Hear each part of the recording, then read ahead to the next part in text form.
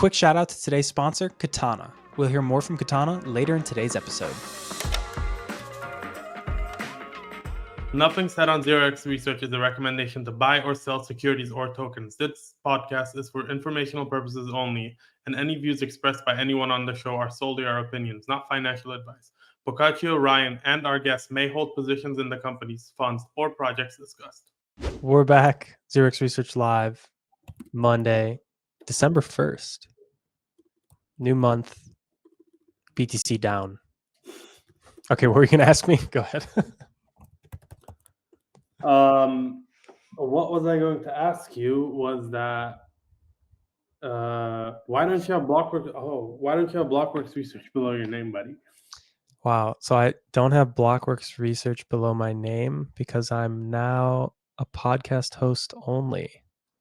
Very good. And how has that shift been? Did you get lots of celebration from your family over Thanksgiving? No, I don't know if my family is aware, to be honest, but a lot of celebration on CT. Thanks to you guys and in the chat. We love to say congrats, insert name here in the 0x Research Telegram. So hop in there if you're not already. Pretty busy though. I think I'm doing 6 podcasts this week, so that'll be fun. Wow. Yeah. Why are you gotta front load that schedule a little bit on over on Lightspeed now, if for anyone who's not aware of what we're talking about. Felix is making you work, huh? No, we just gotta start off strong because it's holiday season and Solana Breakpoint is coming up, so there's people will be in and out of office. So just trying to front load that for Lightspeed, but we don't have to talk about Lightspeed. We can talk about what we want to talk about here on 0x. I had more, but it's fine. We are gonna have Alana Levin on from Variant Fund, if I'm not mistaken. They dropped a trends report recently with a bunch of stuff, all sort of different things in regards to crypto. So I think we'll talk about that, but I think we have some time before then. What did you want to talk about before she joins us? I want to talk about, to be honest with you, I want to talk about your name being changed. I guess that's not what we want to talk about this time. I guess the market, I think you've been out for a while, and the only thing that you're in is BTC. So you don't really care. I feel like we do the same conversation. I ask you how much. We had the same conversation every week. But last time we talked, it was 92K, I think, or 91K. And then the week before when I asked it, we were at 96K. So we're very clearly now in a downtrend. I think you probably could have said that when we tried to go through 120, 125 4 times. We just weren't able to. What is, I guess, one of the things that our chat is saying is, I think jokingly, is that QT is ending. That's why the markets are dumping. I'm curious where crypto goes from here. I have very limited macro as well as stocks experience. I think most people assume that I have some form of knowledge. I would say I have a little, but I've kind of been raised in crypto. I've my stock exposure has been Bitcoin. Which seems stupid now given that stocks are up and Bitcoin's down. But I don't know. It feels like we're at this like what James said in the chat. We're in a secular bear market for cryptocurrencies. Now James said it was forever, which I don't think is the case, but it's kind of interesting. Yeah, I don't think it's forever. I think James also had a pretty good comment before the memeing, saying that what people miss when they talk about long-term holding in crypto is that a lot of this action is basically more like a commodity boom. So it's maybe not necessarily like a buy and hold asset class. Like Bitcoin does not have cash flows. It's not a business that generates revenue. Objectively, it's a commodity. So, yeah, I don't know. I'm not a commodities expert or anything along those lines, but I think what he's saying is that you can have that kind of long-term hold mentality with the S&P, for example, and just kind of forget about it and not worry about the day-to-day volatility. But commodities aren't really known for just going up in a straight line forever. They're very cyclical as well. Yeah, and they're driven by much different things. So a lot of the tokens up to this point are quite fairly commodity-like in that they're historically non-revenue generating, and they're driven by like excitement and these like other various factors. And Well, I think we're seeing that slowly change now. We're seeing more of a focus on revenue and real business models, but it's still few and far between, right? Yeah. You'd say that's probably like the separating out the there's like a phrase there, separating out the weak from the strong, or the chaff from the whatever. I don't know if that's the saying, but I think that's fine. We can go with that.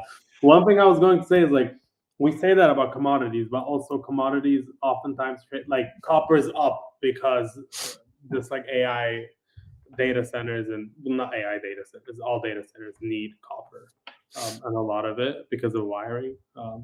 And gold is up as an inflation hedge, is what people say. To me, that doesn't make a lot of sense because if inflation hedges go up, why is Bitcoin not going up? We don't know. I think the one thing I'd want to add, and we've talked about DATS to no end, but I actually think Noah was pretty spot on maybe a few months ago when he said that a lot of the kind of upward price action over the past maybe 6 months was like largely DAT fueled, and that if that activity had not happened, like we would have probably already seen some of these declines in place of that. And I don't know, I think like there's some tweets going around. Strategy had a little they shared a little rocket ship chart of how their business is constructed, which people are laughing about. But the one thing that they put on a slide, and I don't know if they've like ever said or written this explicitly, but made an exact note here about if below 1x MNAV, they can sell Bitcoin. I don't know if Saylor has ever intimated that he would ever sell Bitcoin. Like his whole thesis and positioning and like ideology is like you just buy it and you never sell it, and you buy more and you always buy more. And like when people are telling you to sell, like you buy more. But there is a very real, like, I don't know, we're seeing with other DATs that like some of the smaller ones, they've gone way below MNAV. And so like it's become logical basically for them to sell some of the crypto that they bought and then use that to like buy back shares. They're talking about this USD reserve that they would potentially build up in addition to their Bitcoin reserve. Not saying that this is what's moving the market like today or anything. I don't really think that's the case, but maybe just like broader perspective around, we had a lot of DATs come in and buy stuff, and now some of them are selling, and they're certainly not buying. So just a lot of that, like I think everyone would agree that there was a lot of like flow coming in for a while, and a lot of that flow has disappeared, and maybe some of that flow is even going out now. So it's just not surprising to see, a pullback, and maybe it'll take some time to kind of work through some of this. Yeah, it is scary because we were pitched this. We were pitched this as like this indiscriminate buyer that was like the same way that. Oh, all right. Let's You can finish your thought. We were pitched this as like this indiscriminate buyer, and it very much has not been so. On that note, on our fantastic macro takes, I want to welcome Alana. Alana, how are you doing? Hello, doing well. Nice to see both of you guys. Nice to see you as well. Glad to have you on. Glad to have you on. I guess I wanted to start off by saying that this was a great report, partially because it was very, very long, but I didn't notice that it was very, very long, which I think is a gift that not many people have. So I enjoyed reading it, and it's always interesting to see, like, look back on a year, to see like how somebody looked back, because some of the things that you mentioned I would have never mentioned, but it's like good to see that like different viewpoints and how they analyze the market, especially if someone's in VC, which is something I also don't have much insight to. I really appreciate that. I did get a lot of comments that it was quite long, but sort of my mental model for how people would hopefully go through the report was like download it, print it out, read it on a Sunday morning with a cup of coffee, just like they would a book, but pretty short book. And so I appreciate you saying that. No, I don't think it was so long. I think people now though can't really read for that long, which is kind of a part of the times. I guess like I'm not gonna ask you for a summary of it because I think that would be ridiculous. I have 2 questions as a general thing, and then after that I have like some pointed questions. I'm sure Danny does as well. But One thing is, what was something that you were expecting that you would see on the crypto trends report that you were like excited to see? It was like your perception is that I think X has been doing really, really well, but it didn't. It wasn't shown in the data.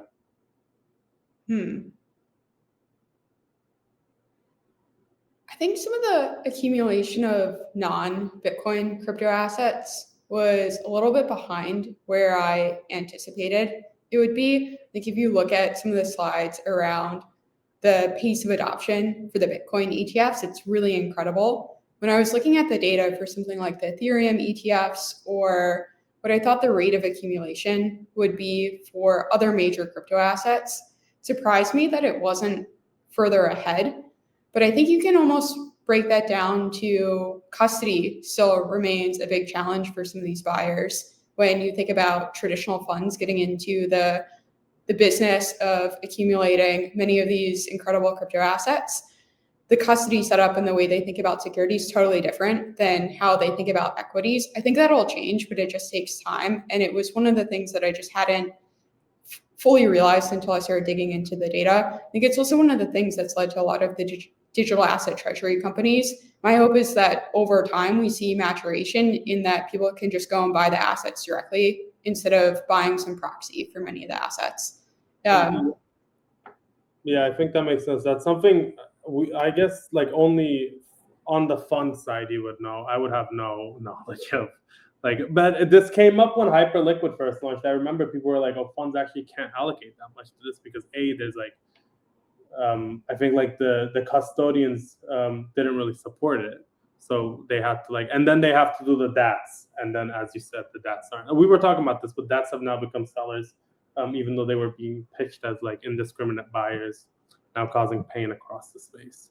When riffing on that for a sec, when you think about all of the sort of adjacent things to adjacent infrastructure to the accumulation S curve, so the report frames crypto's growth story as 3 compounding S curves: asset creation, asset accumulation, and asset utilization. When you think about that middle one of asset accumulation, there's so many things underneath the hood that need to work and just work properly for people to feel comfortable. Custody is one, liquid markets for exchange and trading is another, security is another big one. And I think we are still in the build out phase of much of that infrastructure. It's maturing for sure, but there's still a lot of room to run.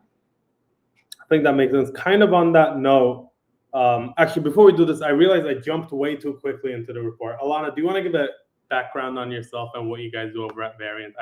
I get excited and then jump around a bit. Please. Of course. So I'm Alana. I work as an investment partner on the team here at Variant. Variant is an early stage crypto native venture capital firm.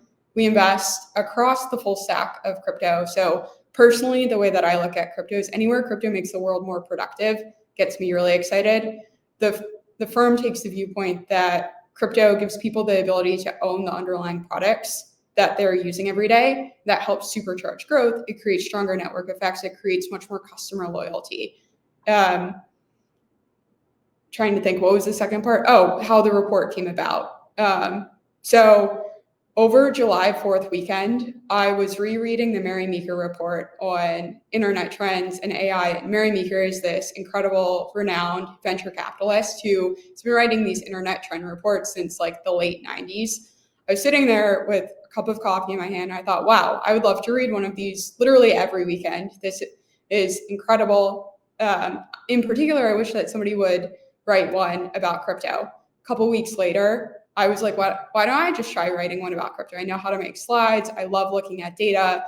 It's sort of related to what I do, thinking about where the future is headed and what the opportunities look like. So I started working on the report in late July and then published it, I think, a week or two ago. And the response has been really great so far. Yeah, I can't imagine the amount of edits you would have to do to the data side, though. Like sometimes we'll have a report that we've written a month ago, and I'm like, I can't go through this to do the data again. Was that an issue?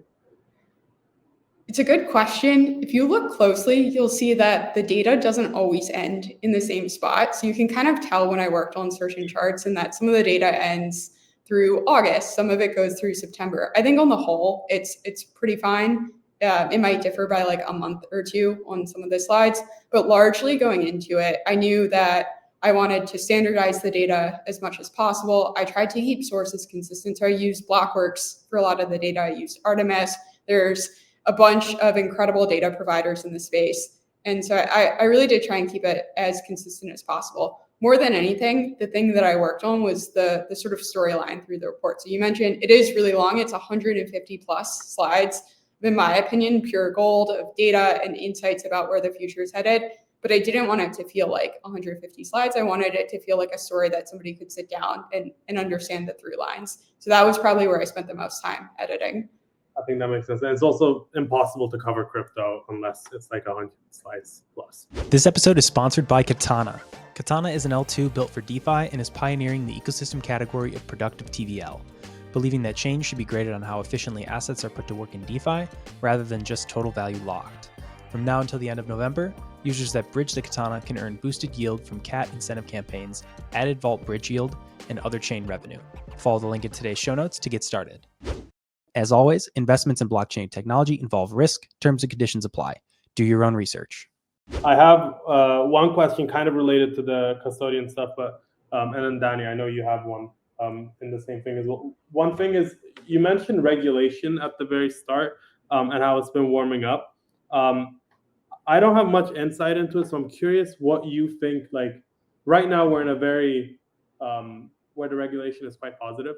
If administration changes, do you see that as a risk to crypto overall? Like everything that was specifically, I guess, like stablecoins, equities on chain. Do you see that being an issue if like something changes, or do you think we're too big to not be able to go through anymore? Well, one of the incredible things about something like the Genius Act, which is the stablecoin legislation that got passed this year, is that it was bipartisan. It wasn't one side versus the other. It was really both sides of the aisle coming together to say, this is a really important technology. It's transforming the way that finance works. The thing that we need to get right is clear rules of the road so that companies can feel comfortable entering the space. As soon as that happened, there was this massive explosion in the set of companies that are interested in building the space. One of my favorite things to say to entrepreneurs in our portfolio is that the TAM for digital assets is as small as it'll ever be, as large as it's ever been and as small as it'll ever be. And so when you think about the history of crypto, the past, call it year or so, is really the only time in its history that's had a favorable and sort of like embracing regulatory environment. It has survived through many cycles in very hostile regulatory environments. So even if, say, there's a little bit more scrutiny in the future, say, depending on the way some of the elections go, or you name it, I think crypto will be just fine. It has undergone many battle tests, and there are more entrepreneurs in the space than ever working on ways to make it really productive for the world. And I think people are starting to see that, which is really exciting. Yeah, I think that makes sense. Yeah, Danny, do you want to? Yeah, I had a question. Something I find interesting is there's this sort of framing around, kind of parabolic growth in different ways. One of like total like value of things being transacted, as well as now like the number of different things that are being tokenized. But something big that you call out, and I'll pull up some of the slides here. But like at the top end, we see there's some changes. Like I think you kind of call out sort of like from cycle to cycle or 5-year periods, but it sort of correlates with some of the cycles that we've seen in the industry. But the top end stays the same, and there's even some relationships called out here, like top 10 as percent of the market, near 90%, and has been for a long time. And then I think this other trend is really interesting. Just this, it's becoming even harder to get into the very, very top end of crypto, and obviously something like Bitcoin has sort of always been there. And we've seen like Ethereum and Ripple and some others sort of like stay or gravitate up there. I guess the question is like, do you see, or like, what's your view here? Do you think that top assets will sort of continue to solidify? Is there something structural there that lends to those at the top kind of compounding this lead, or something else going on? I'm really glad you brought up these slides. They were some of my favorite in the deck, sort of from a macro perspective. One of the reasons that I think you've seen this sort of compounding nature at the top is that there's real lendiness to the top assets. When somebody goes by word of mouth and says like, hey, you want exposure to this asset class, what are the safest things that you can invest in, sort of the least volatile. And oftentimes you get somebody recommending Bitcoin to a friend or some of the others in sort of the top that you had shown. You also see that convert into the institutionalization of what types of assets entities or organizations that aren't particularly crypto native want to accumulate. They also go through that same logic of what is Lindy, where can I underwrite the volatility, where are there metrics that have been built out around this asset that I can start to underwrite. Something like Bitcoin, there's a lot more data and sort of frameworks for how to think about that than some of the newer assets that have existed. Investors can start to reason about that. I think that as you start to think about what the assets look like in, call it 5 to 10 years, and whether or not it'll be the same level of concentration, it's a lot more of an open question. In that my hope is we start to see many of the projects and sort of tokens that exist today get valued on multiples of earnings or sales, much more similar to how people think about equity investing. I think we are already starting down that trend. And then the forcing function will be what are the best products and businesses that people can invest into. Part of that takes time. We touched on custody a little bit. You have to build out the custody infrastructure, the security infrastructure. The market needs to sort of come to some level of consensus around how do we think about metrics for these assets. The other thing that I think is important is anytime somebody invests in an asset, it's just a way to express a belief about the world. And so when you think about the top assets that exist, many people are expressing beliefs, whether that be that Bitcoin is going to be a version of digital gold, or I'm sure people that hold Ripple have a belief about that, where they believe strongly that maybe it's going to be an incredible stablecoin chain or something else. Maybe people look at Dogecoin and say, this is the funniest meme that there is. I think Elon Musk is going to tweet about it at some point in the future. The set of beliefs can really range from anything, but the more that the market cap goes up, I think the more attention some of these assets get. And then, of course, the market cap can go down again, but they've sort of solidified their spot in just the zeitgeist that exists. And it takes a long time to replace that because another asset, in order to replace that, has to build up sort of the same mimetic energy and sort of same level of attention and awareness about it. Awesome. Great points. I think maybe just one follow-up question there, because I think it kind of ties into what you talk about or cover with data later on in this report. But, you mentioned how things might change going into the future.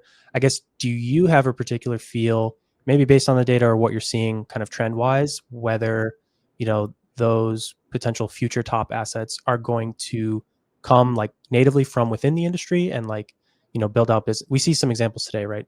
Hyperliquid and many others that are generating revenues, and people are getting excited about valuing things based on earnings, for example, or from traditional businesses that come on chain. Because I think you cover both, and I'm curious what your thoughts are here. My hope is that both are really exciting areas to invest in the next 3 to 5 years.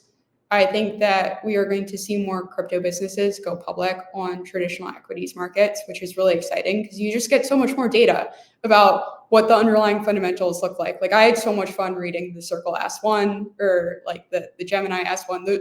That's what I like to do on Sundays. In an ideal world, you will see those businesses go public on chain or tokenize their stocks. And the difference between what a token and what an equity looks like, at least in some respects, will start to sort of decrease, in that they will start to look more similar. You can start to get a lot more market consensus around how these things should exist. In terms of where there's more opportunity or what the set of majors looks like, I don't know how much investment advice I'm allowed to give without our COO getting mad at me, but the way that I think about it is there's going to be interesting businesses in both. The sort of crypto native and the go public but then tokenize on chain, or just go public and then try and think about tokenization on chain later. And the question really becomes, what are the interesting businesses to invest in? And so you have on-chain exchanges. You also have off-chain exchanges that are starting to move more on-chain. And so what the difference between those two things looks like in the future is kind of an open question. My hope is that they start to look more similar than different over time. Yeah, that's to follow up on that, the exchanges being on-chain. specifically like gaining more and more attention. I guess like, was it shocking to see how much volume DEXs have started to capture from SEXs? Also, follow up to that is, do you think that's like this cycle thing purely because we had a lot of meme coin volume, which I think SEXs could not accommodate for as easily as DEXs were? It's just very natural. The thing that was most shocking, and there's a slide on this in the deck around DEX to centralized exchange market share over time, it was the things that were shocking were sort of twofold. One, that DEXs really hadn't gained any market share from 2021 to the beginning of 2024. I think it was something like 6 percentage points of market share. Then over the course of 2024, they gained 10 percentage points of market share. And over the course of the first 6 months of 2025, it was another 10 percentage points of market share. So the rate at which they started to gain market share starting in 2024 was shocking. But even more shocking was that they just hadn't made that much progress before that. I think this goes back to the 3 compounding S-curves, where the thing that really catalyzed more trading indexes and was a forcing function for people to get wallets and onboard to Phantom or Turnkey or you name it, was really the set of tokens that got created. People wanted to express a belief about the world and trade some of these tokens. The only place to do it was on chain, because everything on chain is permissionless and open for people to experiment with. And so at least one of the things that I identified in the report is this growth in DEX market share was really due to there just being an explosive number of new tokens created, people going on chain to trade those. Once you set up a wallet, it then becomes much easier to trade some of the majors on chain as well. And I think that's really exciting. So it was almost like a gateway to somebody who had never used a wallet before, trading, say, Pepe, and then going and saying, okay, I want to sell this Pepe coin. Now I'm going to convert it into ETH and start holding more assets on chain. So my hope is that this will continue to rise. I think we probably will see it continue to rise. It's also been a forcing function for some of the centralized exchanges to integrate with DEXs. So Coinbase is a leader in this front because of all of the tokens that got created on chain. They have now integrated with some of the DEXs on their L2 base. I think that's really exciting. And it's also a major theme of the report, in that I think that where many of the new protocols and sort of ways to utilize crypto assets will be built will be on chain, but the way they get distributed may be through centralized front ends. And we'll probably see more of that. And the result will be greater DEX market share over time. Yeah, I think that makes sense. One thing I've been thinking about is it's definitely more and more meme coins, like more I guess like assets being issued on chain. But another thing is on EVM, like Uniswap has very, very significant improvements, but it feels purely like on the back end. As a user, you kind of see the same UI all the time, which is a good thing because you want a simple UI. But I feel like on Solana, for example, they spent a lot of time packaging a bunch of these products all together. Like Jupiter is the best example of this. They offer the same trading interface across maybe like 8 to 9 different backend products, versus on the EVM side, it feels like it's like kind of a linear improvement. Like every time it's V3 went to V4 now. I'm curious what you think about that. And I guess like, I don't know how much time you spend thinking about architecture indexes. Curious like where you see it all headed. Do you think like trading mostly stays on Solana? Do you think aggregators continue to dominate? Or is it like Coinbase and the based app becomes the big thing and we just all get onboarded onto these applications? I think we'll continue to see trading on DEXs be cross-chain. Anywhere there's an asset somebody wants to trade, we'll see it traded there. We may have some bridging, like I think Hyperliquid has become a major spot DEX now, given that that is just where people hold their assets and they want to trade them. So you see assets being bridged. On the whole, I think you sort of framed it as there hasn't been as much innovation in sort of the Ethereum DEX landscape. That might be true to a retail user or somebody who's just interacting with the front end. I'll be totally honest, as somebody that trades on these, I don't notice that much of a difference. Where that may start to matter though, and where I think there has been real sort of back-end and efficiency improvements in things like the latency of execution or the depth of liquidity, or even just how profitable it is for people to provide liquidity to some of these pools. That matters to institutions. It matters to some of the larger funds that are trading in the space and trying to trade on chain. So there is real sort of impact to the progress that is being made. For some of the features that you mentioned, like Jupiter has a great DCA feature, or it's much easier to set like TWAPs or like limit orders or whatnot on Jupiter than it is on some of the EVM apps. To me, that's more a product question than it is a protocol question, and that there are ways and opportunities for the front ends to start to build that. And so I guess that is a roundabout way of trying to answer your question of, do I think Solana will dominate EVM or EVM dominate Solana in terms of DEXs? I think the real answer is anywhere there are assets that people want to trade, that is where people will go. And then the things they care about are best execution and sort of like the liquidity and speed at which they can get their order executed.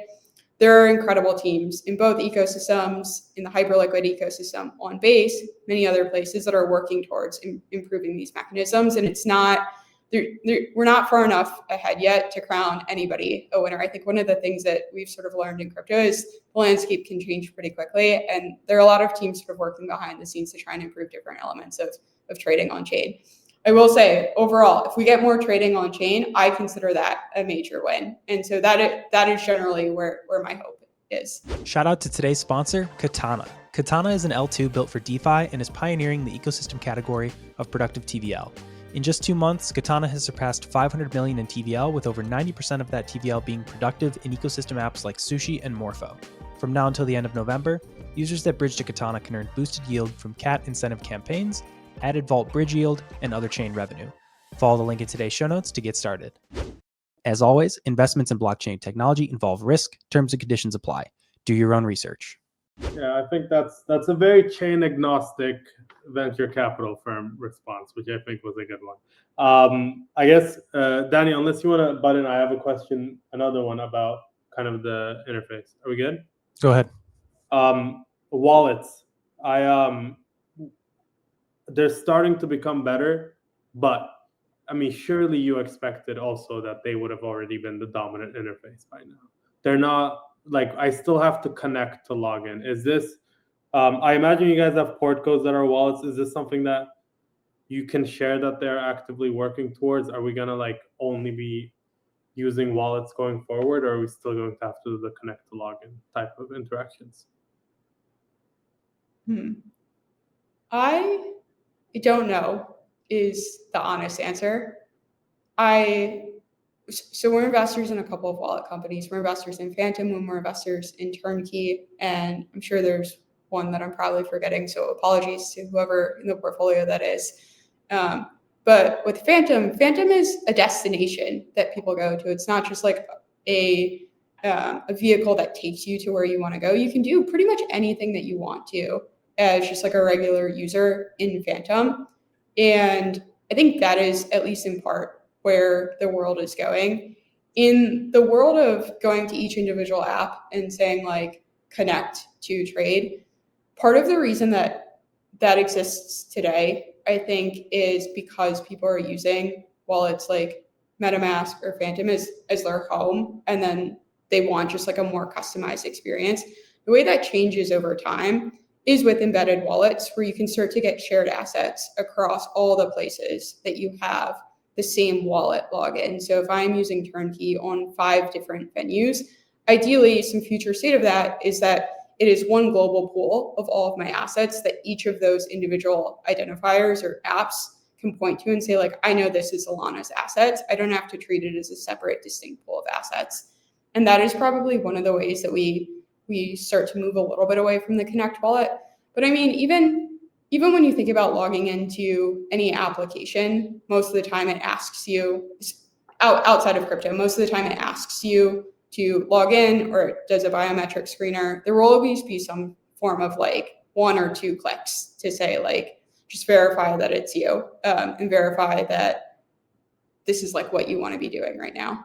Yeah, I think that makes sense. When you mentioned this pool of assets, I remembered this. I don't know if you guys remember when it kind of like, I think, molded the .eth head when they're like, when Kyle Samani tweeted out about like ETH tokens across like 8 chains, and they were all separate, not fungible, obviously, or like not easily fungible, technically fungible. And I guess that's what you're referring to. Like eventually it'll just say balance. And Rabbi kind of does this, Phantom kind of does this as well, kind of does this as well. It is surprisingly difficult and something that I would have expected for an intense provider to fix by now. Given that they are market makers who just want to bridge one asset from another, I feel like it should be as easy as Phantom talking to DBridge and saying, just do all of our bridging for us going forward. Totally. It's a major pain point still. Even as somebody that's a crypto native user and I interact on chain all the time, it is really frustrating to have all of my assets live on different chains. I think there are many ways to fix that though. And who knows, maybe it'll be the wallet's opportunity to fix it. Maybe it'll be a chain's opportunity. Maybe it'll be a bridge. Like I know the Relay team is thinking about this to some extent. So there's a lot going on sort of under the hood. It just takes time. Yeah, kind of related to the ETH being everywhere, not fungible, is stablecoins. You wrote that everybody's gonna want a stablecoin. That sounds like a nightmare. How do you think that like fragmentation of liquidity gets solved? I know there's like 2 teams working on this. I think one is M0. I don't know if you guys are investors or not, but this is me shilling them. I like their the way that they've set it up. But like apart from, do you see that actually being the reality over the next 3 years? We see like 6,000 stablecoins, one for each bank in the world. We are already seeing it. So Cloudflare launched a stablecoin. I think Fiserv is thinking about a stablecoin. Stripe and Bridge obviously have a stablecoin. Phantom is doing Cash in partnership with Bridge. I think Citi is thinking about it.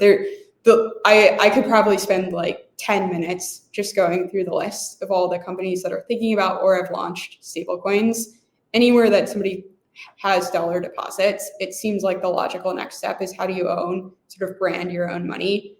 One of the areas of stablecoins that I get most excited about is stablecoin enabled markets. I think this is a perfect example of a new market uniquely enabled by some of the tailwinds that exist, where when I want to go from, call it Starbucks USD to, I don't know, like Cloudflare USD, how do I actually make sure that that's abstract, or how does a company make sure that the user doesn't feel that it just feels like they are exchanging dollars?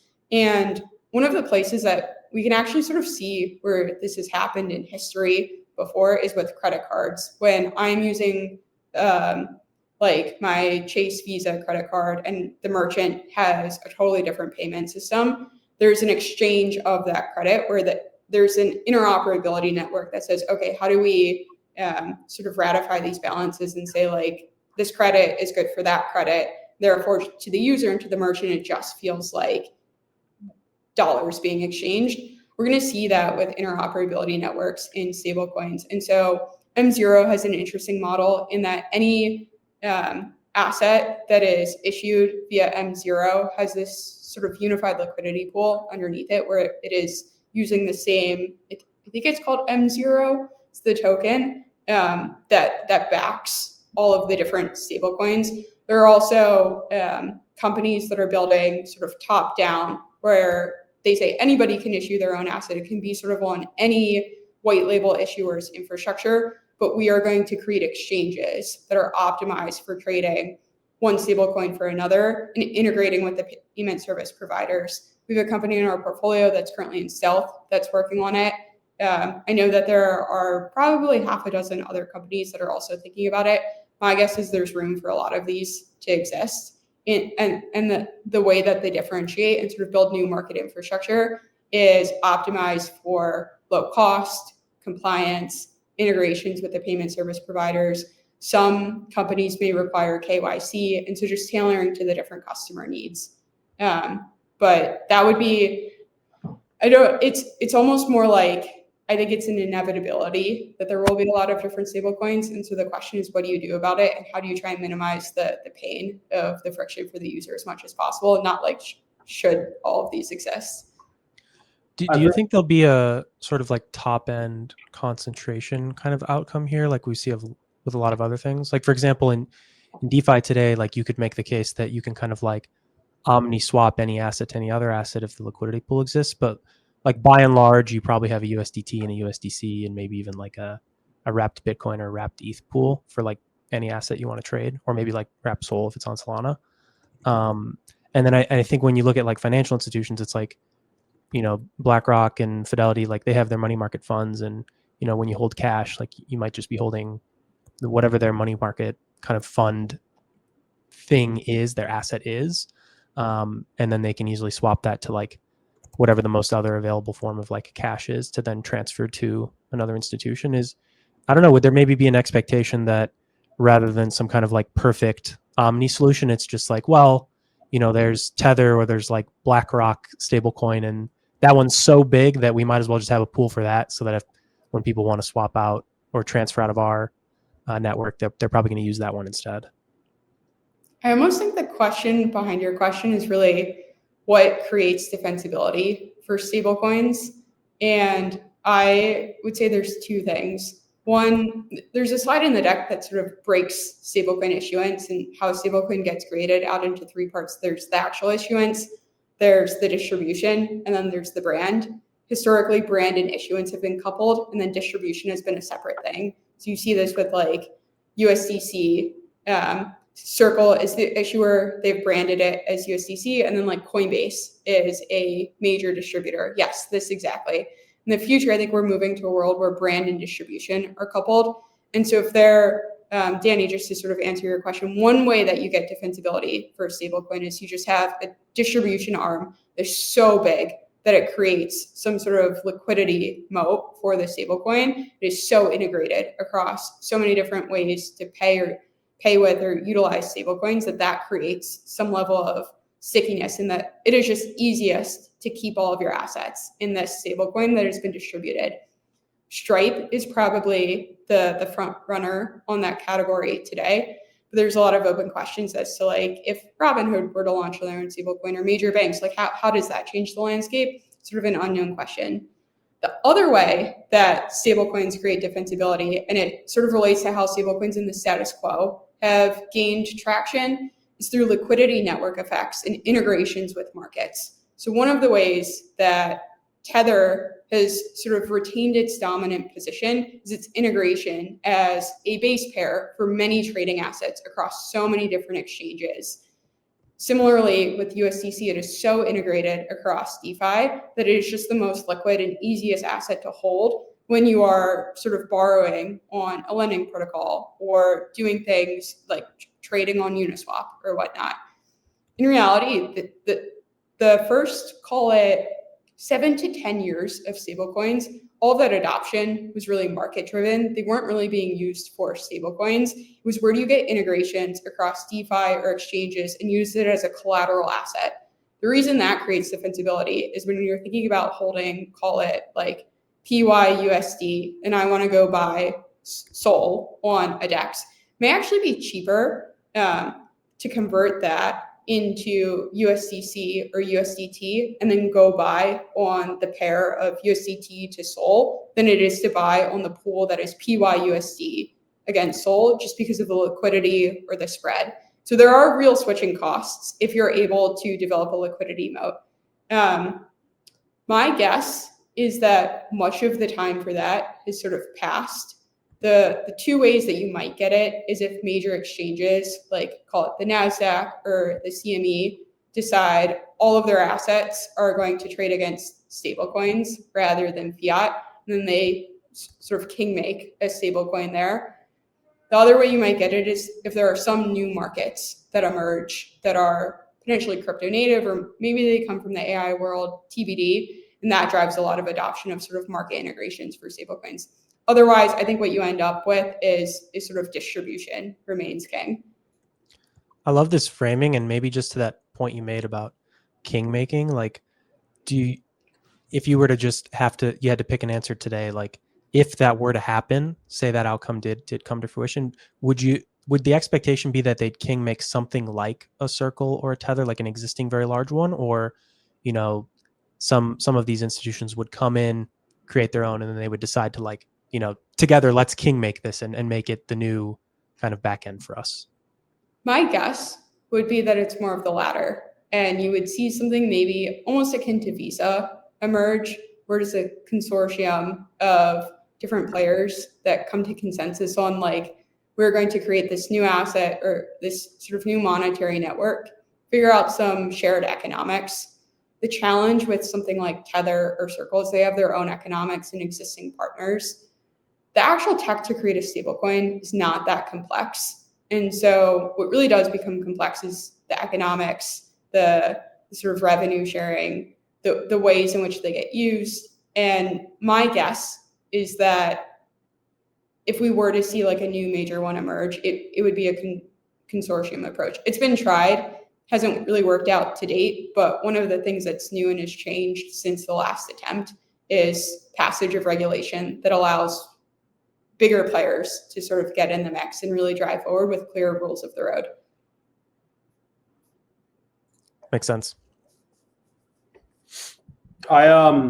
You guys already answered my stablecoin questions. I guess like one thing I wanted to bring up is this kind of feels like there was that time maybe like 4 or 5 years ago when people were congratulating Starbucks on how much money they were making on their gift cards. I guess like that's the reason why all of these guys are gonna have their own stablecoins, right? Just so they can collect the yield. Exactly. I just think of it as branded money.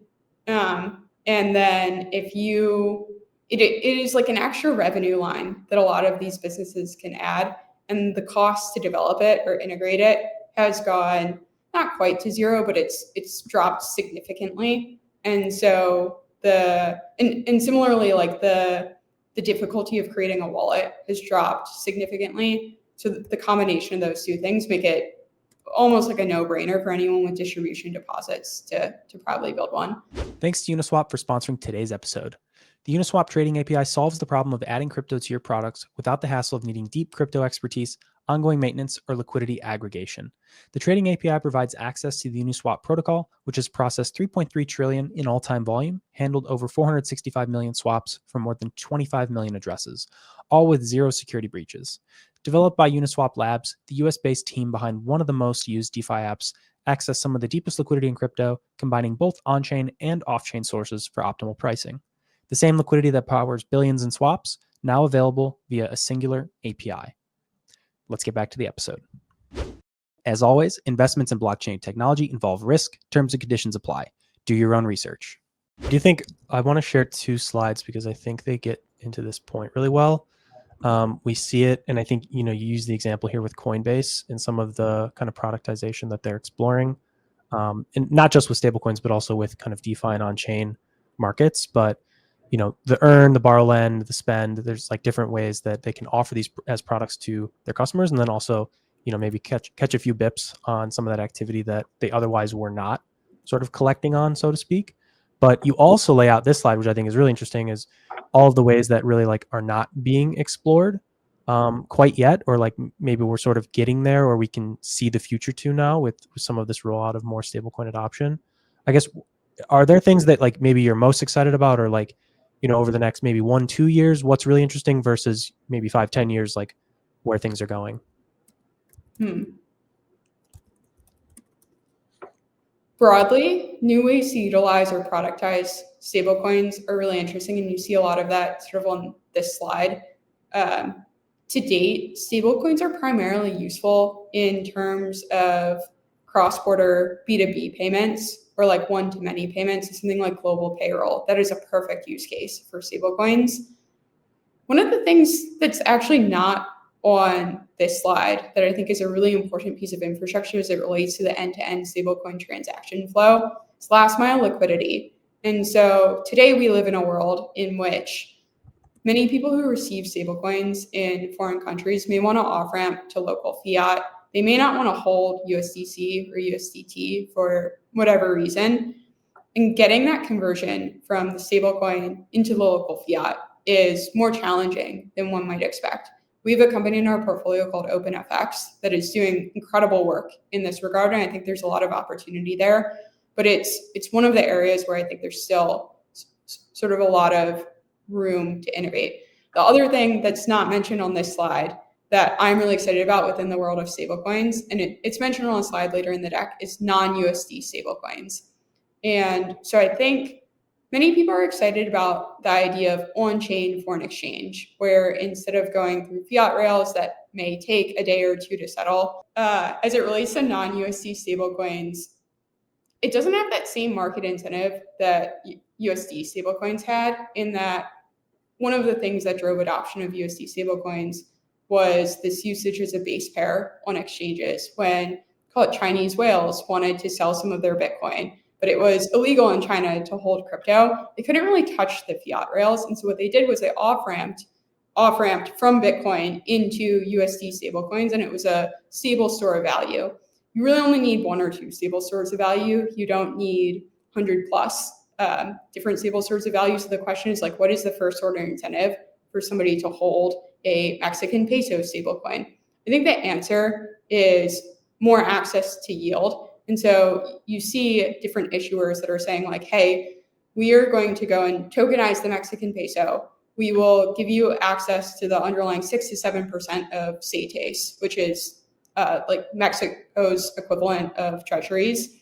And then once you develop that liquidity, you go and build on-chain FX markets. There's not that many people working on that right now. I think it's a huge opportunity. And that's actually probably where I think like the most startup opportunity is. Some of the things that were on the slide you showed, it's an open question to me, like how many of these things are startup opportunities versus how many of them are sort of features or products that incumbents can build. Maybe the opportunity is for an incumbent to buy one of the startup teams and have them work on it. Stripe's done that a lot. Coinbase is doing that some. You're seeing Visa, MasterCard, et cetera, start to look at acquisition opportunities. But really the places that I am most excited about for startups are like new markets, places with liquidity, network effects, and then sort of some control over a scarce resource in the stack, whether that be at the top of the stack with attention and distribution, the bottom of the stack with the actual issuance of the assets and sort of control over the deposits. I think that makes sense. Danny, did Brett talk about this like Turkish lira strategy? Do you remember? I don't recall, but I know we do have some of the Loop Scale team in the Xerox Research Telegram, and they are frequently adding new assets. Like I believe the Mexican peso you mentioned, Alana, is there's maybe a market that's been thrown up on Loop Scale. So we're seeing like small bits of this kind of propagate into DeFi at least right now. I guess that side makes sense. One thing I was thinking about was like offboarding. I had to buy US dollars in real life, which is impossible to do in Europe because it requires selling the euro and like going to the bank and saying, I want to get rid of this. And they ask you a million questions. So one thing is like, I guess like in Europe, we kind of have Revolut. I don't think Americans care about holding other currencies, to be honest with you. So I don't know if I should ask this or not, but I guess like there might be some space over there to innovate, but yeah, that like yield thing makes a lot of sense. I mean, in crypto, people love yield, and TradFi also loves yield. So and they're more comfortable with the currency stuff as well. So seems like a. Go ahead. One of the things that maybe similar to what Bach is talking about and what you mentioned, Alana, is like I feel like you hear it now a lot more frequently. Like people have this thesis that stablecoins and specifically USD stablecoins are like the way for the US to like take over the world. So I don't know what's your thought, because you mentioned that this last mile problem is kind of an issue unsolved, but if hypothetically or like in the future more and more businesses in even what are maybe third world countries today end up online and on chain, and they have some of these solutions like credit and other things where you don't need the physical cash, like is there a point at which those sort of just fall off the map, so to speak, and everyone just ends up using these these digital dollars anyway? My guess is there will always be a place in the world for local currencies, in that there's a lot of pride that comes from holding local assets. It's familiar to people. It's what they're used to. There are some economies that have started to completely dollarize. Like I think Argentina is probably a good example of this, where the currency that they had just isn't as much use as it used to be, and they're largely using US dollars. There's very much a world in which we see other countries move towards that. We may see countries start to react defensively. And we already see some capital controls. It's an open question as to whether or not CBDCs will become a thing, central bank digital currencies. One sort of version of the world that I wouldn't be surprised if this happens is we see spheres of influence around different currencies that people align towards. So right now, USD is a major world currency. It's the world's reserve asset.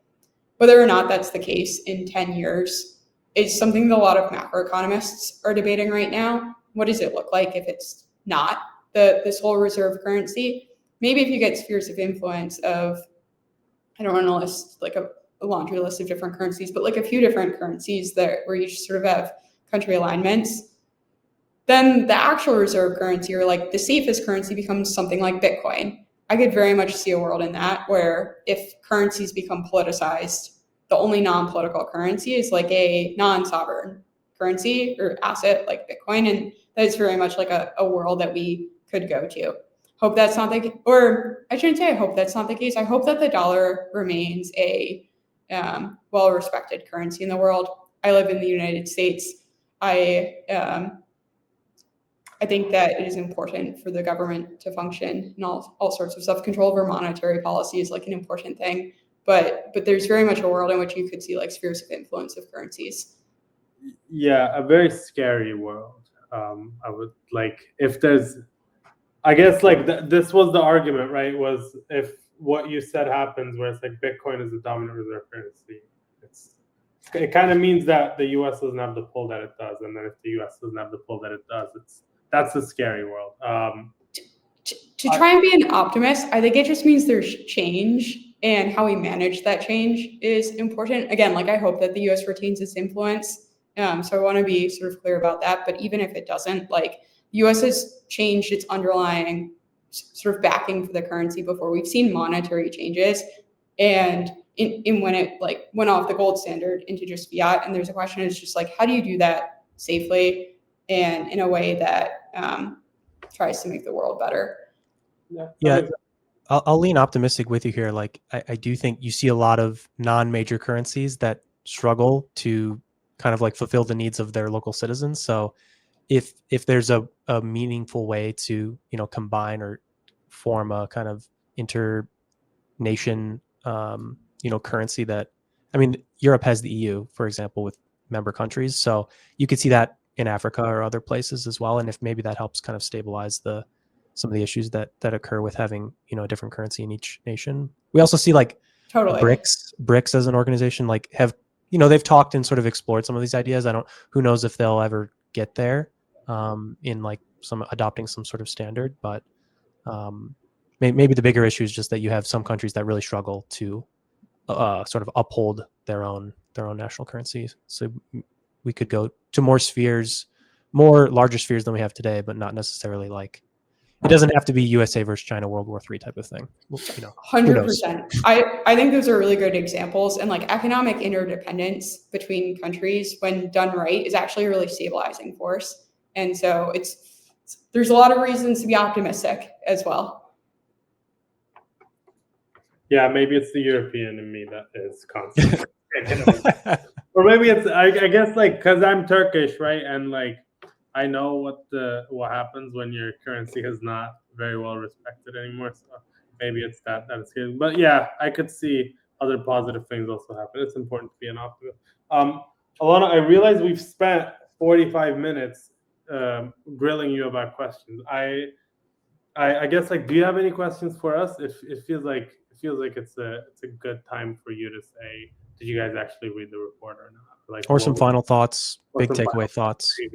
I feel bad because we asked maybe like 35 questions.